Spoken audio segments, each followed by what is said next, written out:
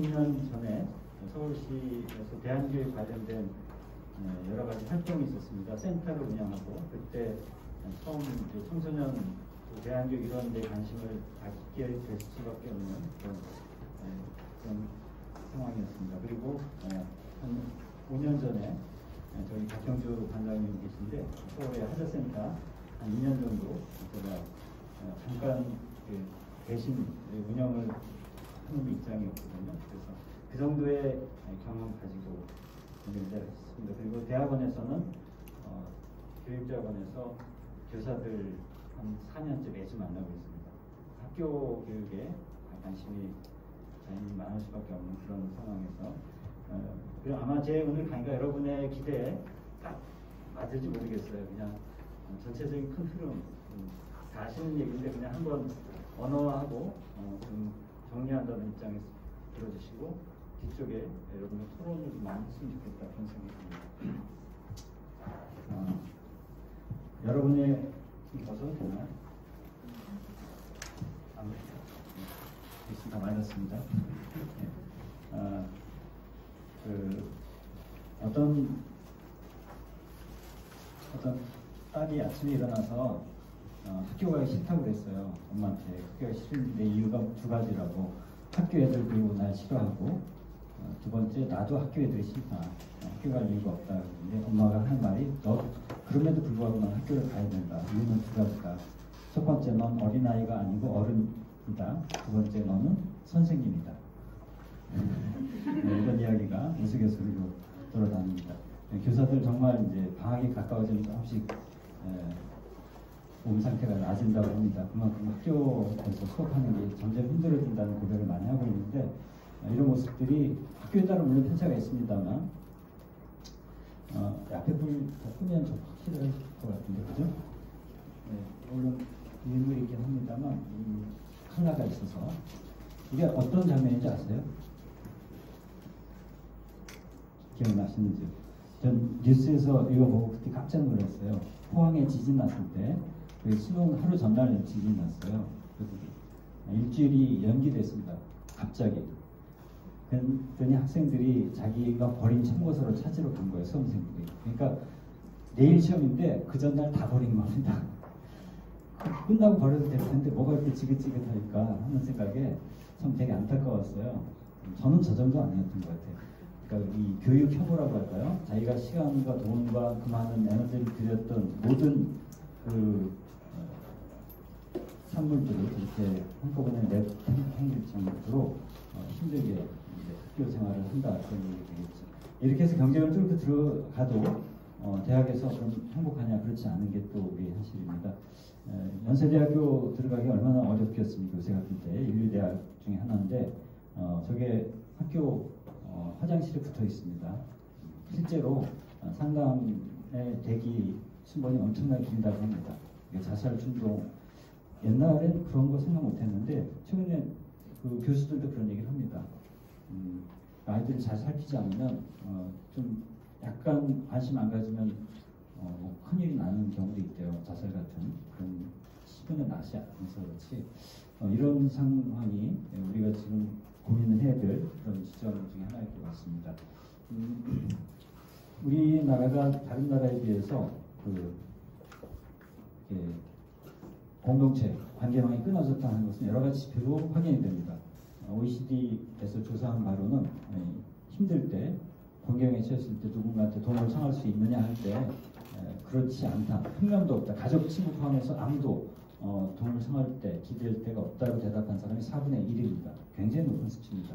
단 한 명도 없다는 거거든요. 그것과 관련해서 이제 외로움을 같이 느끼죠. 고립이 객관적 상황이라면 외로움은 주관적인 느낌일 텐데 같이 비례하지 않겠습니까? 근데 누가 더 외로움을 많이 느낍니까 할 때 정말 정확하게 세대에 따라서 세대가 어릴수록 외로움이 깊어진다 그런 얘기입니다. 지금 10대가 나오지 않았는데 10대가 들어간다면 20대보다 더 어려울까? 그럴 수도 있고 아닐 수도 있다. 어떻게 생각하세요? 지금 요 추세로 보면 10대가 가장 외로워야 되거든요. 근데 조사는 그렇게까지 안 한 것 같습니다. 김현수 정신과 의사가 쓰신 책에 보니까 어떤 상담하는 청소년이 그런 말을 했대요. 자기는 초등학교 때 수치심을 느꼈고, 중학교 때 외로움을 느꼈고, 고등학교 때 불안을 느꼈다. 그 감정들이 다 지금 이렇게 켜켜이 쌓여 있다. 외로움과 수치심과 불안, 이 모든 것을 다 끌어안고 살아야 되는 상황들이 이제 우리 아이들이죠. 왼쪽하고 연동해서 볼 수 있죠. 코로나 때 가장 우울증에 많이 시달렸고, 그래서 자살도 빠르게 늘어났던 게 또 20대, 특히 여성들인데, 왜 지금 이렇게 SNS도 많이 하고, 얼핏 보면 굉장히 활발한 것 같은데, 그렇게 고립되어 있고 외로움을 많이 느끼나 하는 그 부분. 얼핏 봐서는 잘 드러나지 않지만, 내면에 굉장히 어둠이 많이 있다, 그런 얘기를 듣습니다. 코로나가 이제 거의 끝났다고 하긴 그렇고, 새로운 국면으로 접어들었고, 어느 정도 일상을 회복해 가는 단계인데, 코로나의 여파가 여러 가지가 있지만 가장 오래 가는 게 두 가지가 있는데, 하나가 경제력이 양극화고요. 경제 전체는 이제 성장을 합니다. 우리나라 수출도 굉장히 많이 했죠. 그런데 양극화는 아주 깊어졌고요. 여기서 양극화라는 것은 몇 가지인데요. 계층 간, 직업 간, 지역 간, 국가 간, 이 양극화들이 다 깊어지고 이게 회복되기 쉽지 않을 거다. 그보다 더 길게 갈 후유증이 바로 학력 격차.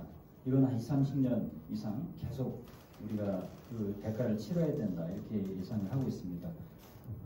근데 그 학력 격차에 연동해서 우리가 볼 때 바로 그래서 사회성, 뭐 교사들과 부모들이 다 느끼는 거죠. 아이들이 뭐 학교 가도 얼굴조차 익히지 못하는 상황에서 살았으니까. 근데 여기서 저는 지금 교육청에서도 교육부에서도 학력 격차, 교육 공백을 어떻게 줄일 수 있을까 굉장히 많은 예산을 내년에 투여할 것 같습니다. 근데 학력이라는 게 과연 뭘까요? 공부를 여러분 학교 다닐 때 공부 잘하셨습니까? 아니요. 제가 오늘 한 가지 시청해 드릴게요. 제 딸이 대학 고등학교를 안 갔거든요. 그때 이거 뭐 홈스쿨 하겠다고 자기 결심해서, 홈스쿨이 아니라 홈스테이죠. 저는 홈스테이라고 생각해요. 고등학교 때 홈스쿨. 네. 근데 그때 지정받은 학교에서 전화가 왔어요. 왜 학교 안 오냐고. 그러니까 안 가겠다고 한다고 하니까 그때 묻는 거예요. 아이 공부 잘하죠? 그랬어요. 사실 그래서 그때 제가 명답을 했습니다. 제가 인생에서 즉흥적으로 답했던 것 중에 최고의 답 중에 하나인데, 이렇게 얘기했습니다. 공부는 잘하는데요, 시험은 좀 못 봐요. 여러분도 청소년들 만나시면서 아니면 자기 스스로에 대해서 또 정체성을 좀 수정하시기 바랍니다. 여러분 공부를 못한 게 아닙니다. 시험을 못 봤습니다. 좀 위로가 되시죠? 구별해야 됩니다. 말장난이 아닙니다. 우리는 너무 그걸 동일시했어요. 영어 시험 잘 본다고 영어 잘하는 거 아니잖아요. 국어 시험 잘 본다고 해서 뭐 글 잘 쓰거나 꼭 그렇지 않습니다. 시험은 지극히 일부에 불과합니다. 근데 그 기준에 학력 격차를 많이 얘기하는데, 그걸 넘어선거 할지라도 공부 전반에서 이제 학력이 일부일 텐데, 실제로는 그 공부와 사회성이라는 것이 어떻게 연결이 될까? 공부 정서란 말이 있거든요. 흔히 쓰는 말은 아닙니다. 서울의 어느 초등학교 김선우 교사가 쓰신 말인데, 공부 정서력 이런 말도 있는데요. 공부를 잘하는 어떤 정서가 있다는 거죠. 뭔가 자기 걸 잘 챙기고 주어진 거 목표 달성하려는 그런 동기가 분명하고 등등이 있는데, 그것이 사회적인 관계, 어떤 친구와의 뭐 어떤 소통, 이런 것과 무관하지 않은 거죠. 좀 더 유기적으로 전반적으로 살펴봐야 된다. 공부가 따로 있는 게 아닌데, 우리는 너무 그것만 떼놓고 이렇게 생각을 하다 보니까 그걸 그냥 개별로 취급한다 이거죠. 그래서 사회성과 기초학력 이 두 부분을 함께 연동해서 좀 향상시킬 수 있는 그런 길을 이제 찾는 것이 지금 굉장히 시급한 상황인 것 같습니다.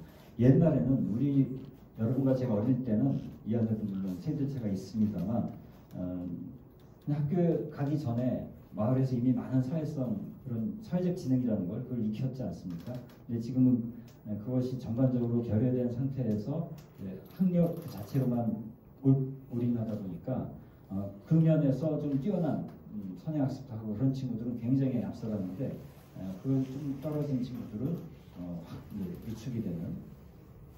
근데 자기가 다른 면에서 정서적인 에너지가 있으면 그 점에서 좀 뒤처졌다 할지라도 그걸 회복할 수 있다는 그런 자신감이라든지 그런 의지를 좀 갖는데 이게 없는 상태에서 약간의 격차에서 엄청난 자존감의 훼손이 일어날 수 있는 거죠.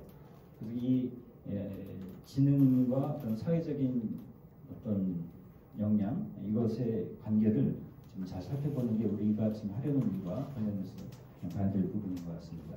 청소년들의 자리를 이렇게 좀 생각해 보면 일단 이 가정에서 태어나서 일정한 시간 보낸 다음 학교로 가죠. 그다음에 그 노동시장으로 이렇게 연동이 됩니다. 사실 그 가정과 학교와 노동시장 이 세 축은요 동일한 어떤 원리로 굴러간다고 할까요? 왜냐하면 욕망의 유해 같아요. 왜 공부 잘하는 아이들을 회사에서 뽑으려고 합니까? 공부하고 일하고 관계가 있기 때문이죠. 시키는 거 잘하고 어느 정도 지적 능력도 당연히 있지만 어떤 계획성 있게 뭔가 추진하는 그런 능력, 근면 성실 이 세 가정과 학교와 노동시장에서 요구되는 역량은 거의 비슷합니다. 근데 여기에 이제 새로운 시장이 등장하는데 소비시장이라는 거죠. 이게 90년대 들어서면서부터 겁니다. 아이들이 나이키 신발 신기 시작하고 80년대까지는 10대를 겨냥한 그런 소비 상품이 없었어요. 심지어 음반에서도 뭐 10대를 겨냥한 거 제 기억에 소방차가 처음인가요? 어떻습니까? 10대한테 제가 잘못 짚었나요? 어디죠? 너무 멀리 갔나요? 가장 처음이 어디예요? 서태지가 더 앞선가요? 네. 서태지가 더 좀 쭉쭉 뻗어나갔으면 지금 BTS 이상이 될 수 있었을 것 같은데 사실 그죠? 네. 근데 뭐 결혼했나요? 했죠. 서태지한테 남자아이 2명 있었다는 거 아세요? 모르죠? 네, 서태지와 아이들. 아나운서. 아이들이라고. 아이들. 남자아이들. 제가 이제 오늘 술 갖고 왔고 약간. 이 소비시장이 전반적으로 커졌죠. 90년대. 포스트 모더니즘, 강남 부정 웨이죠. 근데 그 중에 10대들도 그 중에 굉장히 중요한 소비자 정체성을 갖기 시작했다. 뭐 교복 자유라 이런 것도 있겠지만 학생의 정체성은 학생이었는데 이제 소비자 정체성을 갖게 된 거죠. 시장이 하나 사실 더 있습니다. 여기서는 그리지 않았지만 현대사회 노동시장과 소비시장 그다음에 큰 시장이 또 하나 뭐죠? 여러분 여기 대부분 또 그 시장의 한 멤버이신데 금융시장이죠. 자본시장. 그러니까 우리는 소비자, 노동자, 투자자 이 세 가지로 살아갑니다. 젊은이들도 투자자 엄청나게 늘어나고 있기 때문에 10대들은 뭐 거기에 해당하지 않기 때문에 제가 좀 뺐습니다. 자, 문제는 여기입니다. 이 노동시장, 가정, 학교 세 축은 동일한 원리라고 있습니다. 소비시장은 다르죠. 여기 뭐죠? 즉각적인 욕망의 충족입니다. 좋은 소비자와 좋은 노동자는 다릅니다. 자본주의 문화적 모순이라는 책이 있는데 거기서 그걸 얘기하거든요. 자본주의가 한참 발전할 때는 노동자로서의 능력이 제일 중요해요. 그러니까 어느 정도 그 단계를 넘어서면 소비자의 욕망이 더 커지지 않으면 자본주의가 안 돌아가죠. 물건 사줘야 되는데 근데 좋은 소비자가 좋은 노동자는 아니거든요. 맨날 근무 시간에 앉아갖고 온라인 쇼핑하고 그러면 되겠습니까? 그러니까 이 안에 지금 이제 충돌이 생기기 시작하는 건데 청소년들은 이제 소비자로서의 자기 정체성 이런 것을 갖기 시작하다가 또 하나가 또래 집단이라는 게 이건 원래부터 있었지만 소비시장과 결부해서 굉장히 커졌고 굉장히 큰 게 온라인이 되는 거죠.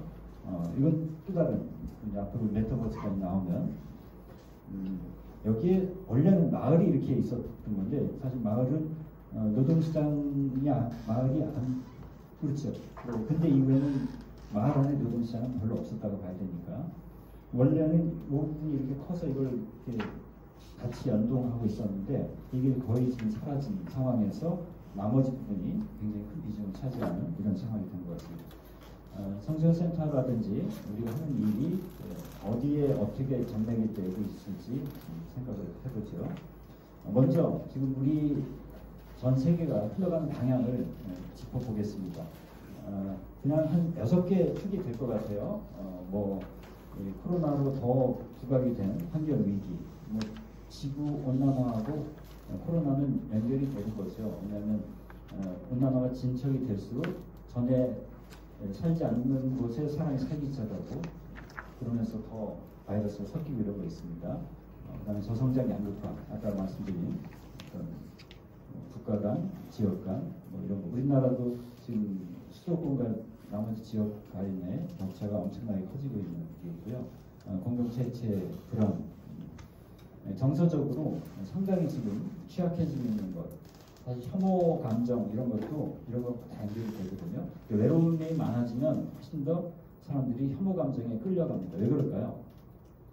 혐오 감정이야말로 가장 쉽게 서로 결합해질 수 있는 접착제거든요. 누구 미워하는 거는 금방 친해져요. 여러분 뒷담화하면 되게 서로 가까워지죠. 누구 좋아하는 거는 그렇게 가까워지지 않습니다. 혐오 감정은 누군가 같이 미워한다는 건 되게 나를 위로해줘요. 원동력이 되는 겁니다. 그걸 이제 정치인들이 많이 이용하는 거죠. 저출산 고령화, 그리고 세계 정세, 지금 미국과 중국 사이에 굉장한 그 긴장 관계, 우리 한 가운데 있는 거죠. 그리고 기술혁명. 제가 이렇게 전체적으로 좀 살펴보면 이 정도 6개가 딱 핵심이 아닐까 싶어요. 이들 사이 연관성은 물론 있겠지만, 그럼 이 중에 청소년들한테 영향을 안 주는 건 거의 없다고 봅니다. 당연히 그렇죠. 이 중에서 이제 기술혁명 이 부분이 아무래도 아이들이 앞으로 살아갈 세상에서 가장 크게 영향을 받을 그런 현실 가운데 하나이기 때문에. 그런데요, 인공지능 여러분 지금 어떻게 경험하십니까? AI 말을 많이 했잖아요. 알파고 이세돌 대결에서 2016년 처음 아마 세계에서 가장 그걸 피부로 느낀 인공지능 위력 대단하다 걸 느낀 많지 않은 나라 중에 하나입니다. 근데 그로부터 지금 5년이 지났습니다. 인공지능을 현실에서 어떻게 경험하십니까? 집에 인공지능 있어요? 인공지능 스피커? 인공지능 스피커는 사실 굉장히 초보적인 거죠. 그 정도는 거의 장난감 수준이고 처음에 반짝하다가 그렇게 대단한 것 같지 않습니다. 인공지능은 이렇게 현실에 우리 생활용품으로 들어오기에는 아직 좀 시간이 걸릴 것 같아요. 대신 굉장히 큰 시스템으로 빅데이터와 알고리즘이라는 그런 어떤 거대한 장치로 이렇게 현실을 움직이잖아요. 미국에서 그런 일이 있었다는 들어보셨죠? 10대 소녀가 소녀 아버지가 자기 딸한테 그 우편물을 열어보니까 임산부한테 필요한 용품이 온 거예요. 택배로. 잘못했나 보다. 당연히 그렇게 생각했겠죠. 당연히 딸도 주문한 건 아니에요. 근데 배달이 온 거예요. 근데 알고 보니까 딸이 임신했어요. 어떻게 알았을까요? 누가? 이게 빅데이터의 인공지능의 힘입니다. 그러니까 아이가 그동안 뭔가 구매한 패턴의 변화를 잡아낸 겁니다.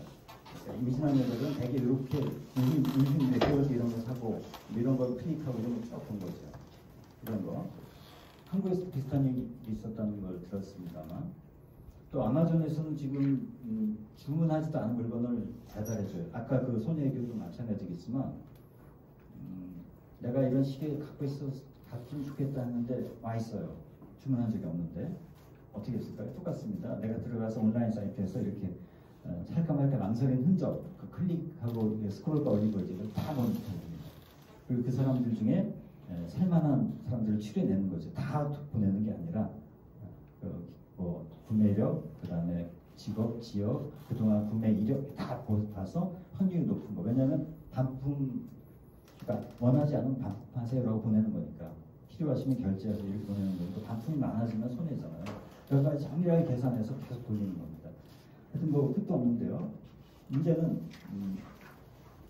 인공지능이 모든 걸 다 인간 대체할 거냐 하는 거잖아요.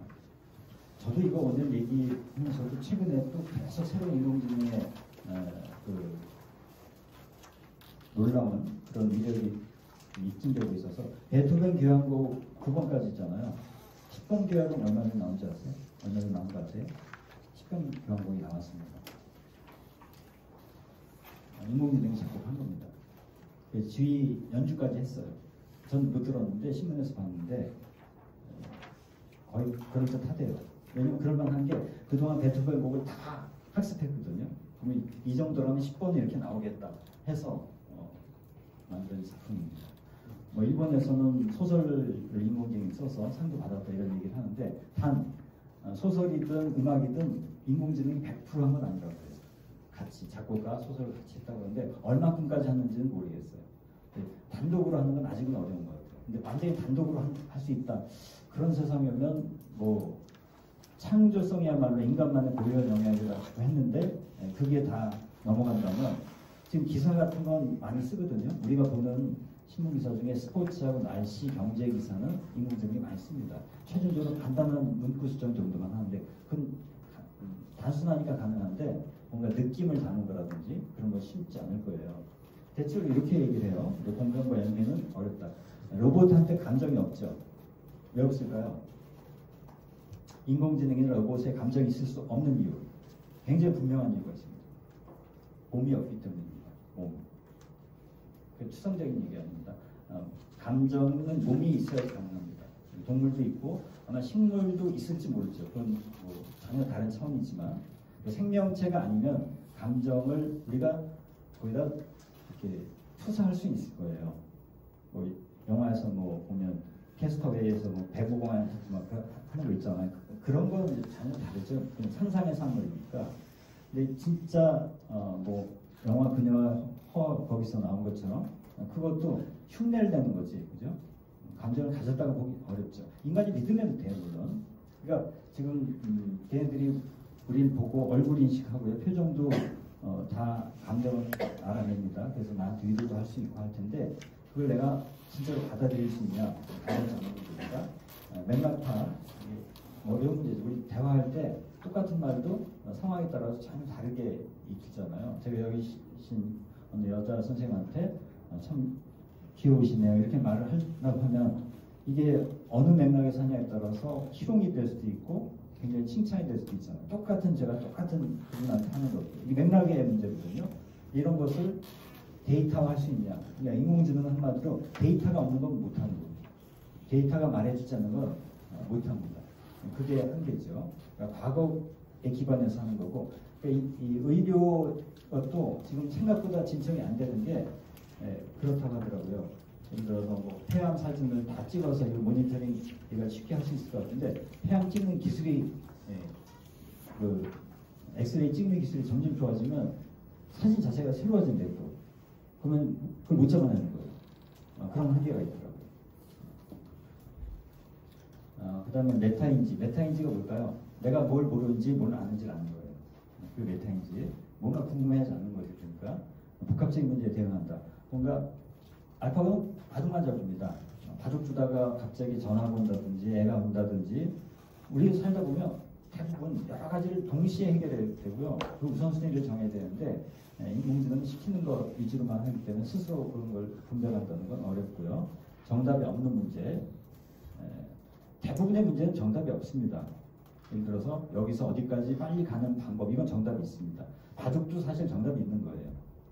보기에 따라서 이 사람이 이겼다 저 사람이 이겼다 있을 수가 없죠. 정확하게 몇 점 반 딱 나옵니다.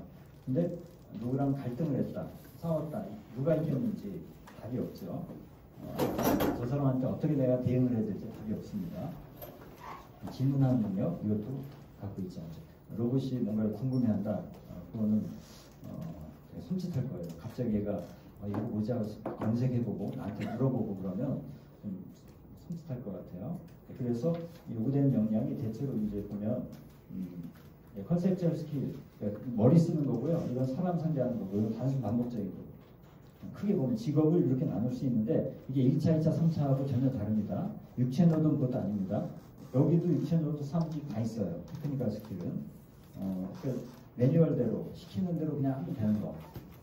그 다음에 휴먼 스킬은 사람 상대하는 거. 컨셉츄얼 스킬은 새로운 생각을 하는 거. 이른바 창의적인 거, 의사결정하는 거, 비전을 제시하고 하는 거. 여러분 하시는 일은 어디에 속합니까? 제 얘기 다 들어가죠. 제 얘기 다 들어가요. 예. 단순 방법도 엄청나게 하시잖아요. 뭐 이제 방문 처리부터 뭐 운전도 하셔야 되고 뭐 그냥 누가 열심히만 하면 되는 게 있고요. 많은 일이 또 사람 상대하는 거고요. 감정노동 많이 하시죠. 그런가 하면 계속 판단해야 되잖아요. 위쪽으로 올라갈수록 이 색깔은 뭐냐면 위로 올라갈수록 이게 많고요. 아래로 내려갈수록 이게 많다는 거예요. 근데 휴먼 스킬은 위아래 다 필요하다. 지위 고하를 막론하고 그런 걸 강조하는 겁니다. 인공지능이 대체할 수 있는 건 여기 테크니컬 스킬입니다. 이 두 가지는 여전히 인간의 몫으로 남아 있습니다. 그래서 이제 앞으로 2020년대 필요한 스킬 중에 이런 것들 쭉 보시면 아까 제가 좀 얘기했던 것들이 나옵니다. 다른 말로 하면 이제 비인지 능력인데 비인지 능력은 한마디로 뭘까요? 시험 점수로 평가될 수 없는 것. 그걸 생각하시면 됩니다. 점수화할 수 없는 것. 일부러 정서적 안정감, 자기조절 능력, 회복력, 윤리적 지능, 이거 한 예입니다. 굉장히 많아요. 여러분이 얼마든지 덧붙일 수 있습니다. 다 아시는 얘기고 중요한 건 이들 사이에 상당히 연관성이 높다는 거죠. 예를 들어 윤리적 지능이 굉장히 높은데 정서적 안정감이 떨어진다 이런 일은 별로 없다는 거죠. 그러니까 이 부분이 결여돼 있을 때 공부를 시험을 잘 봐서 학력이 높다 할지라도 그 결손이 뒤늦게 굉장히 큰 문제로 드러나는 경우가 실제로 많이 있습니다. 옛날에는 이게 그냥 기본으로 어린 시절에 다 채워진 상태에서 학교를 갔다면 지금 이것이 격차가 크다 아니면 전반적으로 부족하다 그렇게 볼 수 있겠죠. 학교에서 이걸 채우기가 그렇게 쉽지 않은 상황이기도 하고요. 가정도 마찬가지고 마을은 이제 없어져 가는 그런 현실이기 때문에 자, 그렇다면 이제 성장 결국 이제 성장이 핵심인데 그 성장은 어떤 것이 좀 중심이 돼야 될까? 오늘 네 가지 키워드로 좀 말씀드리고 싶습니다. 첫째 몸, 두 번째 탐색, 그리고 우정, 그리고 확장. 이것만 보면 무슨 말인지 모를 수 있어요. 근데 그냥 제가 쭉 가면 너무 흐름이 막 투박할 것 같아서 몇 가지 범주로 나눈 겁니다. 물론 이것도 다 연관된 겁니다. 코로나 상황이 길어지면서 청소년들이 그렇지 않아도 움직임이 적었는데 그걸 좀 극복하고자 하는 시도들이 여러 개 있었습니다. 제 후배는 이렇게 동네 아이들을 주말마다 데리고 서울에서 아차산에 오르는 그런 일을 합니다. 어릴 때부터 봤던 애들이에요. 동네에서 어린이집 일 중심으로 해서 엄마들 아빠들이 다 네트워크가 있고 애들이 그래서 몇십 명의 엄마 아빠들이 몇십 명의 아이들을 늘 알고 지낸다. 물론 일본 이사회도 갔지만 그 아이들이 지금 자라나서 중학생들이 됐습니다. 주말마다 올라가는데 다 좋아한대요. 그리고 다른 애들이 뛰어달라고 한답니다. 전혀 관계없던 아이들이 부러워하고 그 아이들이 게임만 하는 것 같지만 저렇게 또 몸을 움직이는 것 좋아하는 그런 게 있는 거죠. 이렇게 뭐 이런 운동도 하고 저 오른쪽 저기 뭐냐면 그냥 롤러블레이드 타는 게 아니라 킥보드죠. 킥보드 그냥 타는 게 아니라 동네를 모니터링하고 있는 겁니다. 뭐 예를 들어 교통에 위험한 지역들 이런 거를 이걸 지금 설계한 친구가 도시계획 같은 걸 열심히 했던 친구가 이런 데 관심이 많아요. 그래서 동네를 이렇게 쭉 그냥 다니는 게 아니라 과제를 갖고 다니는 거죠. 신의 주인의식을 갖고 관찰할 수 있는 그런 그러니까 학교 바깥에서 여러 가지 학습이 이루어질 수 있다는 얘기를 우리가 많이 하는데 그냥 단지 배우는 게 아니라 내가 연구자로서 그냥 새로운 정보를 생산하는 이런 상황까지도 갈 수 있다 그런 거죠. 뭐 대안학교라든지 청소년 센터에서 많이 하는 것이기도 하죠. 파크루라든지 저렇게 암벽 저건 트리 클라이밍이라고 나무를 타고 오르고 내리고 하는 이런 것도 많이 합니다. 몸을 쓰면 되게 다르죠. 뭐 여러분 이번에 그 스포츠 클라이밍 그 올림픽에서도 서채연인가 그 친구가 금메달 딸 수 있었는데 그 다음에서는 땄죠. 다른 국제대회에서 어릴 때부터 이렇게 했던 친구입니다만 이것도 14세 14그 암벽에 제가 암벽을 시작한 지 몇 개월 됐는데요. 제가 그 금년 들어와서 크게 인생에 큰 변화가 일어났는데 암벽을 했습니다. 14급이 굉장히 높은 거예요, 저거. 댓글 완등하는 거의 최고 수준인데 표정이 좀 다르더라고요. 기사에서 봤는데 동영상도 아마 있을 거예요. 저런 시설이 있습니까? 실내 그러니까 플라닝 시설들 여러 센터 서울에는 곳곳에 있던데 청소년 센터 보면 영봉동 청소년 있어요. 많이 오나요? 제가 해보니까 진짜 제가 지난 2월까지 우울증에 굉장히 시달렸어요. 한 5년 전에 한 번 겪었고 작년하고 금년 초까지 또 한 번 심하게 왔는데 5월 달에 끝났거든요. 우울증 치료가. 근데 끝나면서 거의 이걸 새롭게 시작했는데 뭐 큰 도움이 됐어요. 딴 생각이 안 들어요. 이거 하면. 그리고 몸 자체가 정말 달라집니다. 이것 자체 운동을 엄청나게 해서가 아니라 그런 도전을 하는 게 몸한테 새로운 신호를 주는 거예요. 여러분도 한번 해보시면 원래 이렇게 출자들이 많이 많아요. 별 경험도 없으면서 그렇잖아요. 능숙한 사람들은 너무 아플 것 같습니다. 재미는 또 촉이 있거든요. 두 번째 탐색인데요. 이런 책이 있습니다. 우리말로 번역이 그 회사는 직원을 설레게 한다. 혹시 아침에 출근하시면서 설레시는 분 계세요? 설레세요? 그러세요? 네. 왜 설레십니까?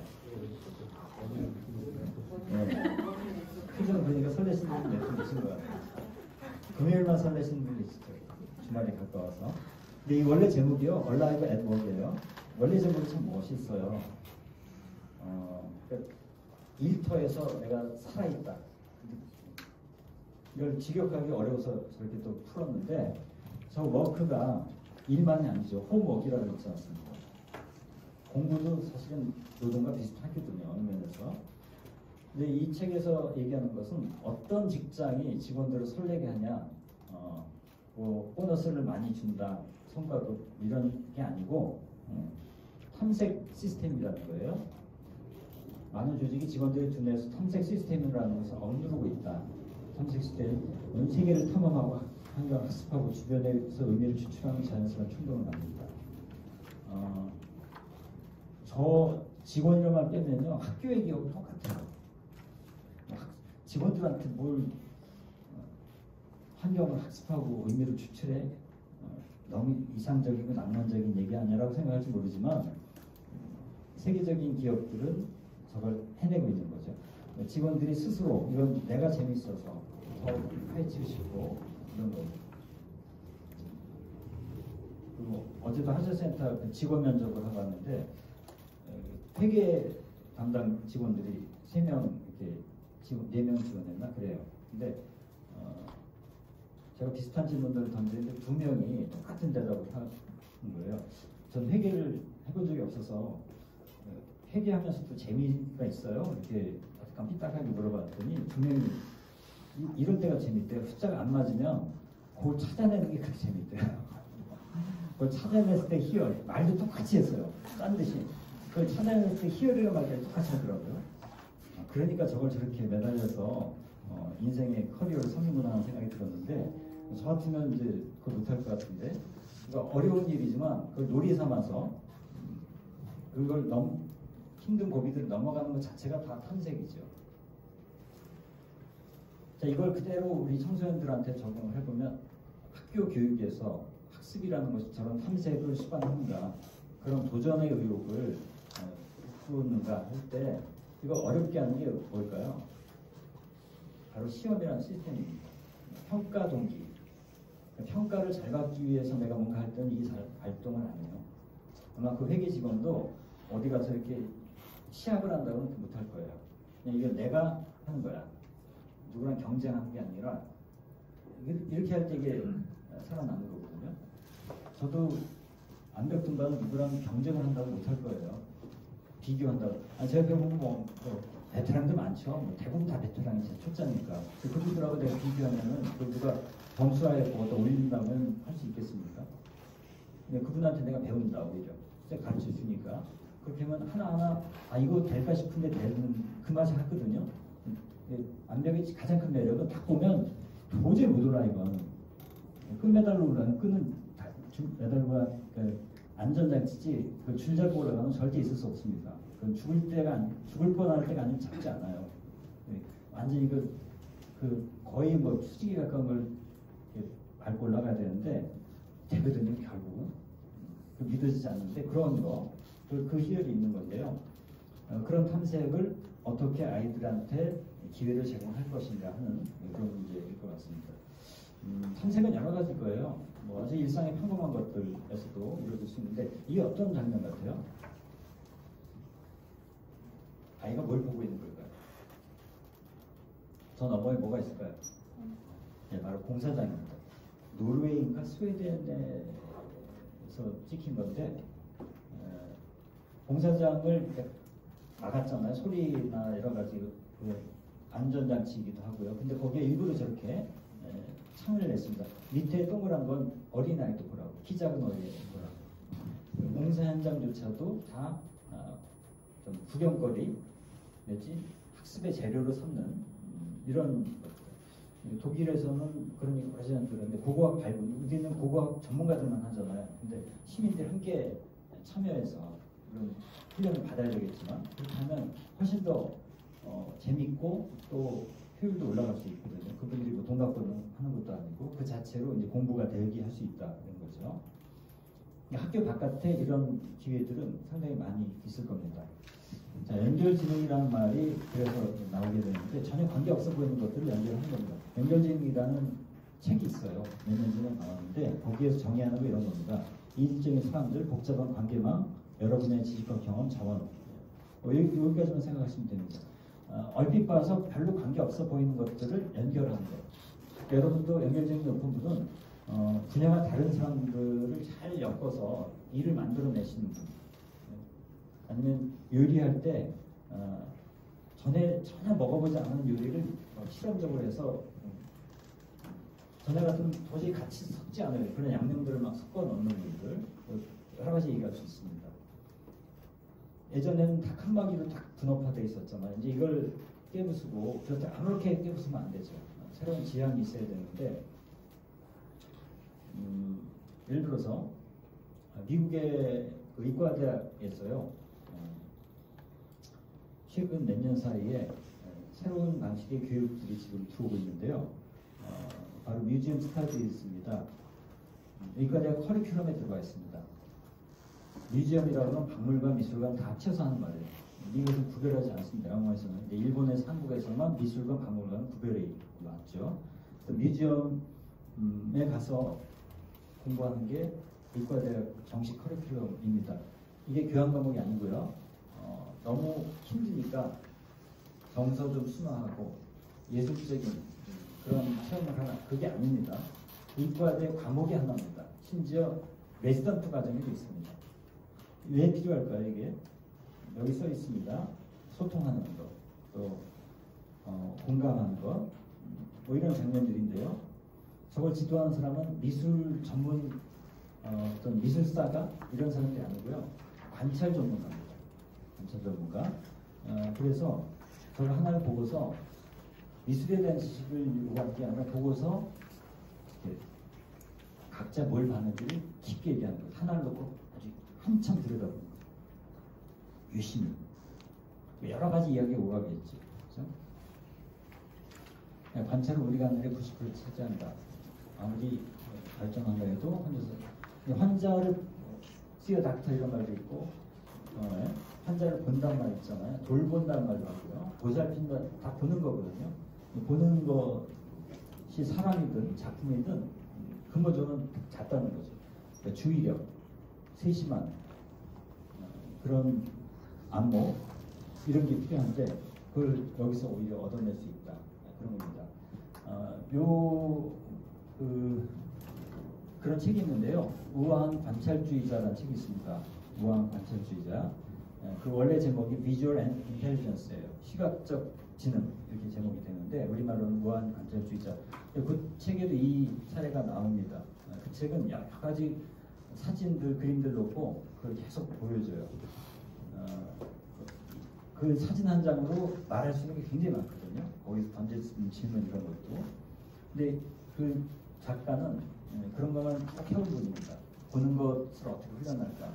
근데 이과대학 얘기를 듣고 어느 중학교, 초등학교나 중학교에서 아주 그 낙후된 지역, 아이들이 거의 공부 포기한 그런 지역인데 그 아이들이 수학 점수가 아무리도 안 오르는 거예요. 어떻게 하면 될까? 다 투입해도 안 되는 거예요. 근데 그 선생님이 이 얘기를 듣고 우리 아이들도 저거 필요하지 않을까 해서 데려간 거예요. 맡긴 거예요. 그러니까 그 아이들이 미술관 가서 보고서 여러 가지 질문 던지고 또 그냥 둘러앉아서 자기 각자 보고 얘기하고. 그래서 뭐 엄청난 지식이 필요한 건 아닌 것 같아요. 그걸 이끌어가는 게. 그걸 몇 번 했던 애들이 수학 점수가 올라가요. 왜 그럴까요? 관계 없잖아요. 미술하고 수학하고. 아이들이 수학을 자꾸 틀리는 게 수학 실력이 없어서도 그렇지만 문제를 자꾸 잘못 읽는 거예요. 대충 읽어요. 그러니까 주의는 핵심 뭐냐면 어텐션, 주의력. 찬찬히 좀 짚어가면서 이해를 해야 되는데 건성으로 읽고 잘못 읽고 이래서 틀림이 많죠. 인지 능력을 높이기 위해서는 관찰력을 높여야 되는 거죠. 넷플릭스에서도 그런 거 비슷한 거 봤는데 똑같이 나오더라고요. 수학 선생님이랑 미술 선생님을 같이 합쳐갖고 하니까 애들이 굉장히 재밌어하는 그런 걸 봤거든요. 그런 시도들을 학교에서는 하긴 하는데 여전히 그 과목이라는 거, 시수라는 거 이런 것 때문에 그게 쉽지는 않은 것 같아요. 근데 청소년 수련관에서는 뭐 그런 거 제약을 안 받기 때문에 진짜 즐겁고 의미도 있게 해낼 수 있는 가능성이 많지 않나 생각이 듭니다. 청년 얘기긴 합니다만 전국에 청년 창업 이런 걸 많이 지원하고 서울의 성북구에서도 최근에 이렇게 청년 가게 이런 것을 많이 청년 거리가 있더라고요. 기름 청년 창업 거리에서 저는 가보진 않았어요. 그냥 사진만 접했는데 이런 식의 거리들이 쭉 조성이 돼서 여기는 특별히 청년들한테 더 뭔가 메리트를 주겠죠. 이런 거 뭐 새로운 시도는 아닙니다. 근데 그동안 보면 처음에는 아주 뭐 뉴스에 주목도 받고 기대도 모으고 해서 시작을 하는데 오래가지 않아서 다 이렇게 문을 닫고 썰렁해지고 이런 걸 보게 되는데 왜 그럴까? 뭐 여러 가지 이유가 있겠지만 저는 뭔가 일단 지역에 좀 사회적 기반이 없이 시작하는 거 하나가 있다고 봐요. 소비자라는 게 그냥 생겨나는 게 아니잖아요. 그렇지 않아도 뭐 브랜드 파워도 없죠. 그렇다면 지역에 좀 뿌리 내릴 수 있는 사전적인 토대가 필요한데 그걸 없이 되는 게 하나가 있고, 그 다음에 또 하나는 뭔가 일이라는 것을 제대로 깊게 이렇게 천착하지 못한 채 그냥 들어가는 게 있지 않나 하는, 이건 제 그냥 추측입니다만, 이게 전에 어떤 시사인이라는 주간지에서 본 인상 깊은 기사였어요. 저 청년이 어릴 때부터 요리를 굉장히 열심히 재미가 있어서 엄마가 안 계시면서 집에서 엄마가 늦게 들어오시나 봐요. 집에 재미삼아 요리를 재미있었는데 결국 요리사가 된 거예요. 정말 자기의 뭔가 딱 맞은 거죠. 근데 이 친구가 좀 아직 나이가 어리지만 꽤 베테랑인 것 같아요. 이 분야에서는. 근데 자기가 지금 요새는 뭐 요리사라고 안 하고 다 셰프라고 하잖아요. 그런 거 하겠다고 오는 친구들을 만나보면 문제점이 뭐냐면 인스타그램 본 걸 안다고 చెప్ప거든요. 너무 많은 거 본다 이거. 영상 널려 있잖아요. 이미지. 그리고 거기서 저거 해보고 싶다. 그런 어차피 그런 사진이라는 건 가장 좋아 보이는 것만 찍어 올리는 거다 보니까 막 그냥 겉멋이 되기 쉽다 그런 얘기죠. 근데 무슨 업무를 어느 수준에서 할 수 있는지 구체적으로 얘기 못한다는 거죠. 예를 들어서 요리를 막 깔끔하게 해서 내놓는 걸 하고 싶어 하는데 일단 제일 중요한 게 위생인데, 위생을 지키기 위해서 해들 허드렛 일을 부쳐 많은데 그런 건 저런 데는 안 나오거든요. 근데 실제로는 그 일이 굉장히 큰 비중을 차지하고 그런 격차가 있다 이거죠. 그러니까 그런 걸 모르고 그냥 일 하겠다고 들어오면 오래 못 버틴다는 거예요. 그러니까 뭔가 자기 안에 동기를 다시 확인하고 그걸 현실에서 계속 피드백하면서 일이라는 것을 체화해가는 이런 과정을 어떻게 만들어갈 건가. 그것 없이 그냥 정책 또는 뭐 지원금 이것만 놓고는 절대 될 수 없는 이런 부분이 있죠.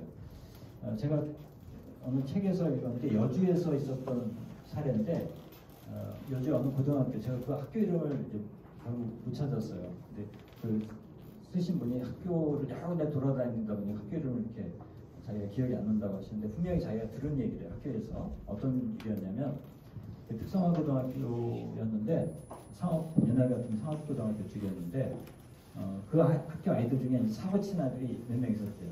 늘 문제가 되는 거죠. 근데 또 한 번 얘들이 크게 사고 친 거예요. 집단. 근데 얘들 다 징계를 할 수밖에 없는 상황인데 그때 학생장 선생님이 얘들 징계 맨날 해봐야 똑같으니까 전혀 다른 제안을 했습니다. 파격적으로.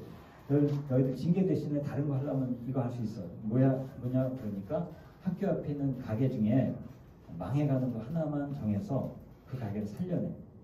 굉장히 독특하죠.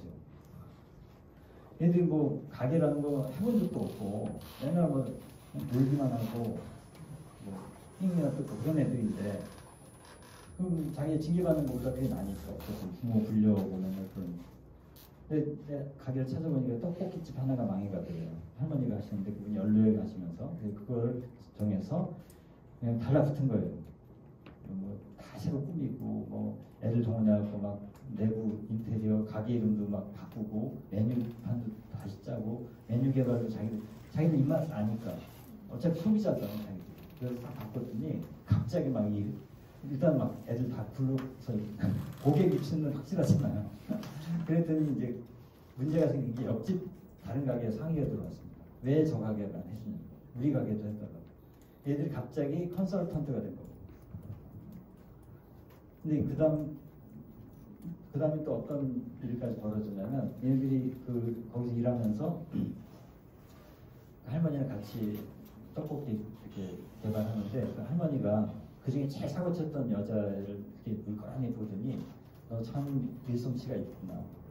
근데 한 가지 제안하겠는데 내가 이제 이 살날도 얼마 안 남았고 이 가게 좀 접으려고 했는데 네가 좀 인수하면 안 되겠냐 이렇게 제안을 했던 거예요. 얘는 갑자기 존재가 바뀐 거예요. 네, 그 골칫덩이 문제하에서 가게를 인수받을 수 있는 이런 입장이 된 거죠. 인수했는지 안 했는지는 모르겠어요. 그 뭐 간단한 일은 아니겠지만 그런 제안을 받았다는 것만으로도 아이가 큰 그런 자기를 보는 시선이 달라지지 않았겠습니까? 그때 아이가 후회했대요. 아 이럴 줄 알았으면 부기 회계 제대로 좀 공부해 놓을 걸. 고3이 돼서 다시 공부하니까 그러니까 학습의 동기가 뒤늦게 생긴 겁니다. 이걸 가게를 인수를 안 하더라도 운영이라도 하려고 보면 회계장부 써야 되는데 자기가 한 뜻이 배운 건데 아직 잘 모르겠거든요. 이렇듯이 우리가 얘기하는 뭐 인턴십 그런 일 많이 할 때 거기에서 그런 공부에 대한 새로운 동기를 충전할 수 있는 것 이런 것도 많이 얘기해 볼 수 있을 것 같아요. 서울의 동부 거기 청소년진료구 그런 거 할 때 여기서 조사한 것도 보니까 여러 가지 이런 이야기가 나오는데 가장 중요한 개념이 안전한 실패가 가능한 자립공간 이런 얘기가 나옵니다. 우리 사회에서는 실패를 하면 전부 다 낙오자로 그냥 찍혀버리잖아요. 패자 부활이 안 되고 그러니까 전부 다 안전 이렇게 가고 있고 근데 사실 실패를 통해서 자기를 알아가는 거고 실패는 좌절이 아니라 다음 단계로 가기 위한 징검다리다. 그런 개념이 필요하죠. 근데 그건 머리로 익히는 게 아니라 몸으로 겪어봐야 되는데 실패를 두려워하지 않을 수 있는 실패해도 물론 뭐 돌이킬 수 없는 실패는 안 되죠. 예를 들어서 몸이 다친다거나 사회적으로 큰 위신이 추락된다거나 그런 실패는 안 되고 안전하게 실패할 수 있는 그런 공간이 적어도 학교에는 아직 너무 부족한 상황이고 가정에서도 아닌 것 같고 어디에서 누가 어떻게 만들 수 있을까 이런 게 고민입니다. 노티나무 도서관이라는 곳이 있는데 제가 용인에 있는 도서관이에요. 혹시 용인에 가보시면 이 도서관을 한번 둘러보시면 참 좋겠습니다. 일단 외향이 좀 다르죠. 이게 순수 민간 자본으로. 대개 도서관은 거의 99% 관에서 지은 겁니다. 뭐 그렇지 않은 누가 짓겠습니까? 이거는 다 박영수 관장님이 아주 사람들 의기투합해서 만든 건데요. 내부도 참 다릅니다. 이렇게.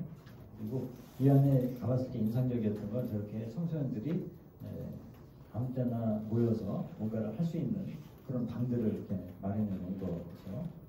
되게 편안한 느낌이 있었습니다. 여러분 공간에서도 비슷한 걸 느끼시겠지만 이분이 쓴 책 중에 꿈꿀거리라는 책이 있는데 이 책에 나온 사례입니다. 초상권 문제 없는 게 저 책에 그대로 저 사진이 들어가 있기 때문에 나온 겁니다. 저 친구는 어릴 때 아버지로부터 아주 선습적인 학대를 받아서 집에 있는 것보다 나와 있는 게 훨씬 나은 그런 상황이면서 거의 도서관에 지냈대요. 그래갖고 도서관에서 뭐 그냥 키우다시피 한 거죠. 그래도 또 사고 치고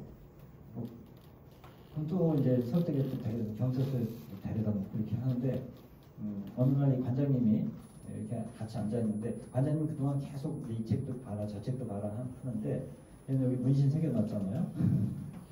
문신 어떻게 사는지 알겠죠. 얘한테 맨날 책을 권해주니까 어느 날 이렇게 책 보면 이렇게 딱하게 이렇게 있다가 근데 관장님도 아니에요. 간장님 간장님 그러면서 이 말을 어떻게 나 같은 놈한테 책을 자꾸 주냐고 이해가 안 된다는 거예요. 자기는 책과 전혀 관계없는 삶을 사는데 자꾸 책을 읽으라고 주니까 이게 좀 묻고 싶었던 거죠. 근데 이렇게 책을 준다는 것 자체가 자기를 새롭게 호명하는 거거든요. 그만큼 믿음이 있기 때문에 주는 거죠. 당장 읽지 않는다 할지라도 넌 책을 읽을 수 있는 사람이야라고 불러주는 거거든요. 제가 예전에 미국에서 온 노숙인이 문학 하신 돌아가셨습니다만 그걸 하시는 분이 한국에 오셨을 때 같이 좀 이렇게 투어를 할 기회가 있었습니다. 서울역 뒤에 여성 노숙인들이 있는 거기 갔는데 거의 뭐 남편한테 맞거나 알코올 중독 이런 분들이 여성 노숙인으로 와서 같이 그룹홈으로 지내는 것입니다. 굉장히 힘들게 살아온 분들이죠. 그분들을 만나러 갔는데 이분이 딱 그분을 대면하자마자 이분이 맞이하게 저기 나와 있었거든요. 그 마당에서 이분이 첫 마디가 안녕하세요. 그 다음에 그 첫 마디가 너무 충격적이었어요. 뭐 잘 지내서 힘들지 않 이게 아니고 혹시 시를 아세요? 그러더라고요. 시를 아시는 게 있으면 저한테 좀 알려주세요. 뭐 답이 없었죠. 뭐 너무 생뚱한 질문이라서. 근데 지금 미국의 백인 지식인이에요. 한국의 여성 노숙인이에요. 지구촌에서 상당히 거리가 먼 사이인데 시를 아냐고 질문을 했을 때 그 질문 자체가 이분들한테는 엄청난 울림이었을 거다 그런 생각이 들어요. 전 아주 인생에 잊을 수 없는 한 장면이었는데 근데 이 아이도 지금 그런 비슷한 얘기를 하는 것 같습니다. 근데 하여튼 이래서 그 다음에 이제 자꾸 이렇게 책을 보니까 딱 얻어 걸린 책이 뭐냐면 모리와 함께한 화요일 아시죠? 그 서양학자가 죽기 전에 이렇게 그 책을 읽고 꽂혀갖고 그 다음부터 이 도서관에서 누굴 만나면 모리와 함께한 화요일 안 하고 읽어봤냐고 안 읽어봤다는 서론 치고 안 하고 어디 그 책도 안 읽냐고 이 세상에 제일 위험한 인물이 딱 책 한 번 읽은 사람이라고 하잖아요. 물론 그러니까 어린애 때는 괜찮다고 봐요. 어떻든 그런 책 한 권에 꽂혀서 그 다음에 이제 그 살아가는 이야기들이 책에 실려 있습니다. 예, 이렇게 전 이렇게 이 세대가 전 지금 청소년들의 가장 큰 문제 상황 중에 하나가 너무 같은 나이 또래끼리만 어울리지는 동네 다니면 전체적인 어디든 평언니 뻔 누나 소리 못 들어요. 부르는 소리로. 오빠는 있어 오빠. 근데 오빠는 그 오빠가 아닌 거지. 국어사전도 바뀌어야 돼. 오빠의 정의가. 제 딸도 결혼했는데 계속 오빠래요. 요즘 남편을 다 오빠라고 그러더라고요. 그럼 연하 남편은 어떻게 부른다고 그러겠어요? 연상의 연인 누나라고 부른지 모르겠는데 애들이 헷갈릴 것 같아요. 자라나면서 엄마가 아빠를 오빠라고 부르면 어떻게 하나. 얼마 전부터 여기도 그렇게 계시죠? 아니 제가 네, 하여튼 이게 뭐라고 하는 게 아니라 뭐 언어적으로 혼란이 있을 것 같아서 하는 말씀이에요. 하여튼 형, 언니, 오빠, 누나로 불릴 일이 없어요. 어릴 때부터 같은 나이 끼면 쫙 이렇게 가니까. 이게 왜 문제냐면 결국은 그렇게 되면 긴장이 많아지고요. 왕따나 별거 아닌 것 같고 비교하게 되고 질투하고 쓸데없이 우월감 느끼고 이런단 말이죠. 근데 저렇게 여러 세대가 올리면요, 내가 또래끼리는 못해도 아이한테는 뭐 가르쳐줄 게 있고요, 아이가 나 우러러보고 이런 게 있어서 훨씬 더 이 리더십도 생기고 자존감도 높아지는 게 있습니다. 돌봐주는 능력도 생기고, 어린아이를 돌봐줄 때 어른이 됩니다.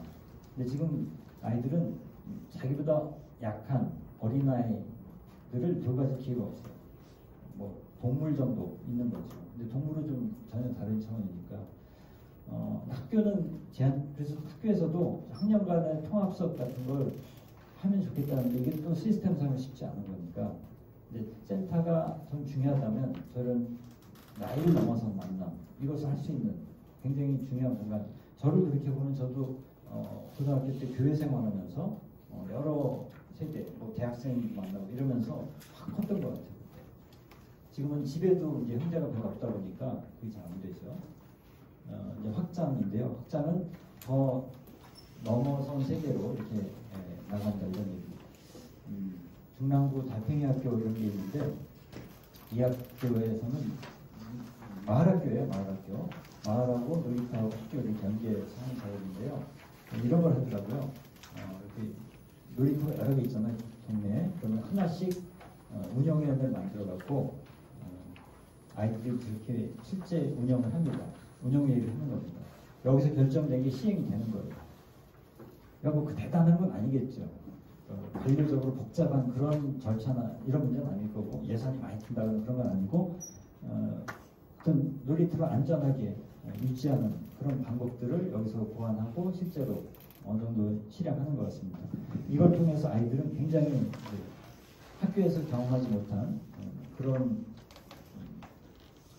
자기 존재감 이런 걸 느끼죠. 왜냐하면 우리가 언제 내가 살아있다고 느끼나요? 누군가가 나를 필요로 한다고 합니다. 내가 세상에 기여한다고 생각할 때, 그럴 때 되죠. 학교에서 공부를 잘하거나 예쁘거나 돈이 많거나 뭐 끼가 있거나 뭐라도 하나 있어야지 인정받는데 그 중에 하나도 못 가는 경우가 대부분입니다. 공부를 아무리 잘해도 자기보다 더 잘하는 애가 있기 때문에 이건 너무나 상대적인 거고요. 예쁘다는 것도 뭐 기준이 너무 높아졌고요. 돈이 많다는 것도 뭐 늘 더 많은 애가 있고 이렇습니다. 근데 학교 바깥에서 내가 어떤 역량을 발휘해서 나의 에너지를 투입해서 더 좋은 세상을 만드는데 기여를 할 수 있다면 그만큼 내가 이 세상의 일부가 될 수 있는 거죠. 그런 거고요. 또 이쪽은 뭐냐면 중학생 아이들은 놀이터 직이라고 해서 초등학교 아이들한테 놀이를 가르쳐준대요. 같이 연동해서 들어간다고 합니다. 요새 아이들은 놀이를 못 배우고 그런 경우가 많고요. 오징어 게임에 나오는 놀이 중에 뭐 몇 개를 알 수 있어요. 요새 뭐 구슬치기도 거의 안 하지 않아요? 딱지치기 이런 거 아마 그 드라마에서 처음 본 애들 많지 않나요? 요새는? 그럴 겁니다. 오징어 게임 당연히 안 해봤을 거고, 깐부나 뭐 깍두기 이런 걸 경험도 못했을 텐데 여기서 이제 그런 걸 배워서 이렇게 하는 거죠. 근데 이 동네 중학생들 고민이 뭐냐면 초딩들이 쫓아다니면서 자꾸 과자 사달라고 초딩들한테 삥 뜯기는 중딩들 희망이라고 저는 생각이 듭니다. 이건 신문에서 본 건데요. 서울의 경기도 군포에 있는 어느 고등학교인데 이 고등학교가 특성화 고등학교라서 지역 주민들 약간 위화감도 있고 인문계가 아니라는 이유로 약간 배관시하고 그런 게 있었고 아이들도 그걸 느끼는 분위기였답니다. 그거에 대해서 문제를 느꼈던 그 부장교사하고 상담 복지사 두 분이 의기투합해서 뭔가 새로운 걸 시작했는데 그 중에 하나가 이제 매주 수요일마다 아침밥을 해주는 거예요. 동네 아주머니 교회를 중심으로 해서 450명 중에 100명이 아침밥을 먹어. 코로나 때 못했겠죠. 그러니까 아침밥을 따끈하게 집에서 못 먹고 아니면 안 먹고 오는 게 많으니까 걔네들한테 아침밥을 해주면서 아이들과 관계가 달라졌다. 또 공연을 하면서 공연 구경하러 온 뭐 주민들도 있고 하니까 그다음에 여긴 이렇게 카페를 동네와 서로 쉽게 드나들 수 있는 이런 카페를 만들어서 아이들이 협동조합 방식으로 운영하는, 아이들이 직접 서빙도 하고 이런 작은 가게를 운영하는 경험도 쌓으면서 주민들과 이렇게 만나는 이렇게 하면서 전반적으로 학교의 분위기가 달라졌다, 이런 것을 하나의 사례로 생각을 해봤습니다. 그냥 몇 가지 그냥 아시는 것도 꽤 있을 텐데 작은 힌트가 될까 해서 소개해 드립니다. 공감의 뿌리 형태를 보시나요? 책으로도 나왔고요. 롤스 오브 엠파티라고 해서 캐나다에서 시작된 그런 독특한 교육 프로그램입니다. 지금 보시다시피 지금 초등학교나 중학교 교실인데 저 까만 아기가 한 달에 한 번 옵니다. 똑같은 아이가 엄마와 함께 한 달에 한 번 와요. 어떤 수업을 하냐면 수업을 지도하는 선생님이 따로 계세요. 그분과 함께 오는데 와서 아이들을 저렇게 놓고 바라보는 거예요. 아이는 잘 수도 있고 올 수도 있고요. 뭐 돌아다닐 수도 있어요. 그럼 뭐 아이를 어떻게 할 수는 없죠. 어쨌든 아이가 중심이 되는 겁니다. 그럼 무슨 대화가 올까요? 한 달에 한 번 오기 때문에 아이들은 한 달 전 아이를 기억하면서 생후 1년 동안 엄청나게 크잖아요. 거기서 놀라는 것도 있고, 그다음 아이가 막 운다든지 그럴 때 외울까에 대해서 아이들끼리 얘기 나눠보는 거예요. 그다음 아기와 똑같이 모습을 하고 기어도 보고 누워도 보고 하면서 아이의 시선으로 세상을 바라보게 하고 굉장히 다채롭더라고요. 이 책에 그런 게 나와요. 그리고 이 모습을 보시려면 롤스 오브 엠파티라는 검색을 해보시면 유튜브에 좀 뜨는 게 있고요. 제대로 편집된 거 보시려면 EBS 퍼펙트 베이비 유튜브 검색하면 나올 거예요. 퍼펙트 베이비 3부를 보시면 1, 2, 3부가 3부의 첫 번째 장면으로 이게 되게 재밌어요. 한 3분 정도 이렇게 보여주는데 한국에서는 아직 이걸 하긴 하는데 정식으로는 안 하는 것 같아요. 대안학교 일부 좀 하는 것 같고요. 이걸 하면 일단 아이들의 관계가 돼요. 제목이 재밌죠. 공감의 뿌리. 어린아이 갖다 놓고 왜 공감일까? 아이는 말을 못하잖아요. 그 아이의 마음을 읽고 느끼지 않으면 뭔가 대화가 안 되는 거죠. 아이와 대화하는 게 아니라 아이를 매개로 해서 새롭게 연결되는 거죠. 요새 애들은 집에 애가 없기 때문에 아기의 존재가 정말 각별하게 이렇게 다가오는 거예요. 그러니까 저렇게 다른 사람의, 그러니까 아기는 그런 존재 같아요. 철저한 타자. 왜냐면 언어를 가지고 있잖아요.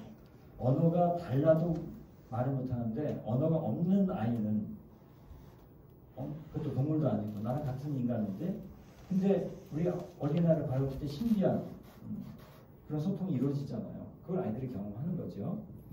근데 그 마음으로 서로를 또 바라보게 되는 거고 특히 이제 상처받고 왕따당하고 이런 아이들이 그 어린아이가 자기를 봤을 때 그렇게 위로가 된대요.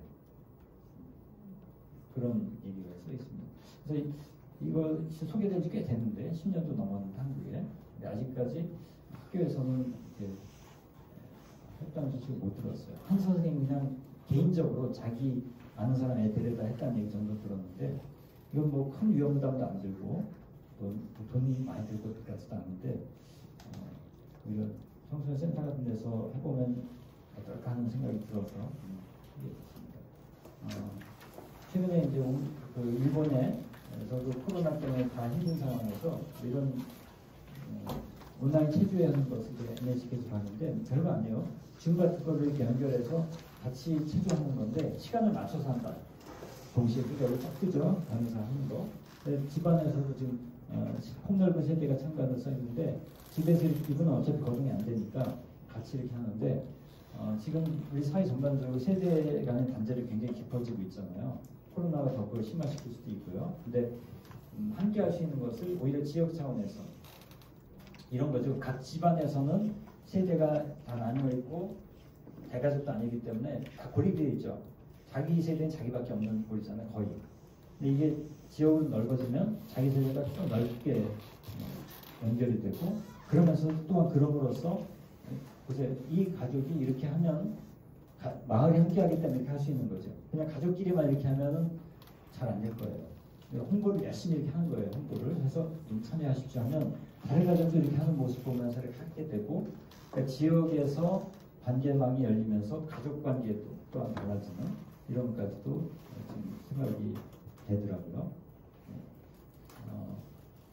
어차피 지금 온라인이 확장되기 때문에 이런 것을 다채롭게 응용해 볼 수 있지 않을까 그렇게 생각을 합니다. 이 책도 혹시 보셨나요? 베르나르 올리비에라고 해서 나는 걷는다가 그런 책도 나왔고 프랑스의 그 유명한 저널리스트였는데 퇴직하고 나서 굉장히 우울증에 시달리다가 그 스페인 그 산티아고 길 걷고 나서 자기가 회복을 하는데 그 경험을 살려서 청소년들한테 이 경험을 또 주고 싶다 해서 만든 프로젝트입니다. 쇠유는 그 프랑스 말로 문턱이라는 뜻이고요. 문턱 어느 선을 넘는 거죠.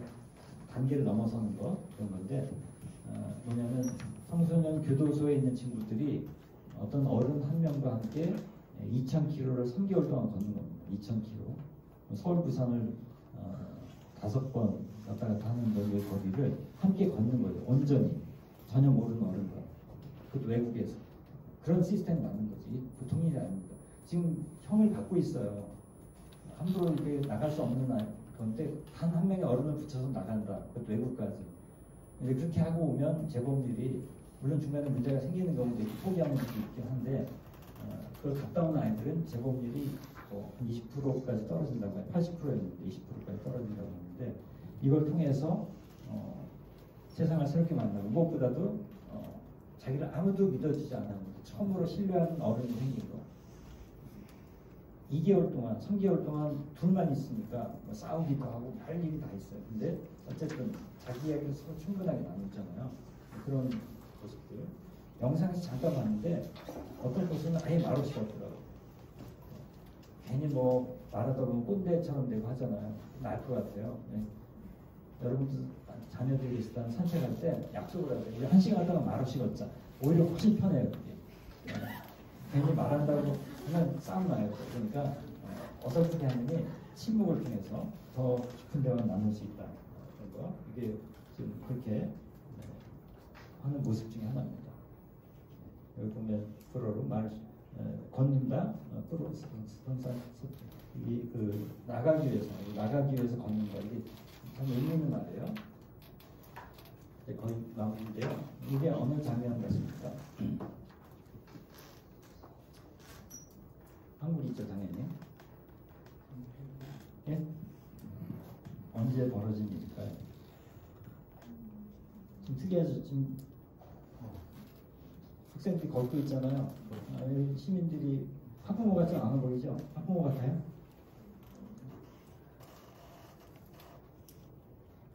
(2014년) 세월호 때 단원고 학생들이 안산에서부터 여름에 국회의사당까지 걸어갔습니다. 왜냐하면 뭐 진상규명이라든지 뭐 등등이 너무 지지부진하니까 일종의 항의하는 시위였어요. 잠깐 화제가 됐었는데 꽤 긴 거리였죠. 아이들이 걷기에는 아마 처음으로 이렇게 긴 거리를 걸었을 거예요. 그 재학생들이 쭉 걸어서 왔는데 거의 국회에서는 가까웠을 때 저렇게 시민들이 나와서 환호해 준 겁니다. 이걸 이끌었던 선생님이 했던 인터뷰 기사인데요. 아이들이 맨날 댓글에는 그 당시에 단원고 학생들에 대해서 안 좋은 얘기 악플 많이 달렸는데 상처도 받고 했는데 그만 보다가 실제로 시민들의 전혀 자기와 상관없는 선생님도 아니고 애들이 만나는 게 교사 아니면 부모 뭐 그밖에 없잖아. 어른이라고. 옛날에는 이웃집 아저씨도 있었는데 지금은 없단 말이죠. 전혀 자기와 관계없는데 자기를 온전히 받아주는 존재로서 맞아들이는 그런 상황. 이거를 아이들이 온몸으로 느꼈고 아마요 오래도록 잊지 못할 거다. 그런 이야기를 교사가 실제 자기 목격한 걸 토대로해서 했던 이야기입니다. 그냥 이례적인 사건이겠지만 좀 이런 어떤 체험이나 이런 마주침이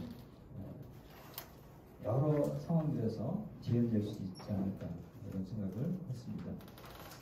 이제 수행시설 얘기를 뭐 제가 직접 하진 못했지만 몇 가지 퍼즐처럼 던지면서 일단 제 얘기 마무리하고 잠깐 헷갈려서 같이 대화를 좀 나누고 아까 말씀드렸듯이 여러 세대가 어우러진다. 그런 아이들끼리의 세대도 여러 세대라고 저는 생각합니다. 꼭 기성세대와 아이들 세대만이 아니라 저는 오히려 아이들 안에서의 세대 차 이것도 굉장히 좀 중요하게 봐야 될 거라는 거고요. 탐색과 모험 속에서 좀 경험을 성취하고 그러니까 자기가 누군지 알려면 자기를 펼쳐봐야 되는 거죠. 정체성이라는 게 넌 이런 아이야 라고 누가 말해준다고 해서 되는 게 아니고 무슨 책을 읽는다고 뭐도 되겠지만 제일 중요한 것은 뭔가 해봐야 된다. 부딪혀보고 한계를 돌파해보고 누군가를 만나보고 그런 것으로 자기를 또한 새롭게 만나는 이런 창조적 행위. 그러니까 인간이라는 것은 열린 존재이기 때문에 끊임없이 뭐 새롭게 만들어줄 수 있는 게 자아지 않습니까? 근데 그거 자체에서 자기가 누군지 알아가는 그런 그리고 성찰과 해석의 언어 지금 굉장히 많은 언어가 세상에 돌아다니고 있습니다. 뭐 누구든 다 댓글 달 수 있고요. 쉽게 자기의 생각을 세상에 다 내놓을 수 있는 상황이지만 정말 자기 스토리냐라고 할 때 스토리라기보다는 그냥 짓거리는 이야기 너무 많다고 생각이 들어요. 그러니까 해석이 없는 언어, 그냥 즉흥적인 반응의 언어, 감정을 배설하는 언어 이런 게 너무 많잖아요. 근데 성찰과 해석이라는 게 말은 어려운 것 같지만 아이들이 이걸 통해서 자기와 화해할 수 있는 이런 계기를 크게 얻을 수 있지 않을까. 그러니까 스토리텔링의 공간, 자기의 목소리가 경청되는 그런 관계 이런 것을 어떻게 우리가 만들 건가 하는 자기가 책임 뭔가 선택하고 책임져보는 스스로의 규율을 세워보고 이런 민주주의라는 것도 거기부터 시작되는 건데 그게 제도교육 속에서 아직까지 한계가 많다면 그걸 계속 시행착오 속에서 학습하고 체득해가는 그런 과정이 필요하다. 그래서 결국 민주주의적인 마음의 습관, 마음의 습관이라는 말이 사회과학에서 종종 나오는데 습관이라는 게 몸만 습관인 게 아니라 우리 감정, 생각, 마음이라는 거 두 가지가 다 들어가는 거거든요. 생각과 마음, 감정이 다 습관의 성물인데 그게 잘못 프로그래밍 되면 굉장히 스스로 괴롭히죠. 우리 대부분 그렇게 살잖아요. 별거 아닌 일에 상처받고 스스로 학 자책하고 또는 그걸 투사해서 남 공격하고 관계가 계속 갈등을 치닫고 이런 게 많은 부분 반성이라고 생각해요. 근데 그 반성을 그 습관을 리모델링하는 민주주의적으로 그런 것을 사실 학교나 가정에서 이걸 제대로 경험하지 못했기 때문에 그대로 미성숙한 채로 이제 어른이 돼버리고 그것이 우리 사회에 많은 지금 어려움을 일으킨다고 생각이 들어서 끝으로 한나 아렌트라는 정치 철학자가 했던 말인데요. 교육의 목적이 세상을 사랑하도록 이끌어주는 거다. 좀 쉬운 말인데 많은 것을 생각하게 하는 그런 한마디가 있습니다. 아모르 파티라고 니체가 말했죠. 운명을 사랑하다. 참 중요한 말인데 이 사람은 아모르 문디라는 데서 뭐 영어 프로에 르몽드라고 있잖아요. 몽드 영어로 먼데인하고 세속적인 그런 말인데 하여튼 지구, 세상 그런 겁니다. 세상을 사랑하다. 이게 한나 아렌트의 굉장히 중요한 메시지였습니다. 한나 아렌트는 유대인으로서 아우슈비츠까지는 가지는 않았지만 굉장히 그래도 어려움을 많이 겪었거든요. 그런 동족이 죽어나가는 걸 다 보고 나서도 세상을 사랑하라고 말을 한다는 게 보통 일이 아닐 텐데 지금 아이들이 세상을 자기의 공간으로 인식하고 그걸 사랑한다는 건 단지 대상이 아니라 자기가 하는 주체로 참여하면서 그 사랑을 실현하고 경험하는 거겠죠. 여러분이 만나는 아이들이 그 공간을 통해서 세상을 더 사랑할 수 있다면 우리가 하는 일이 좀 더 명료해지지 않을까 하는 생각에서 말씀을 드렸습니다. 시간이 어떻게 됐나요?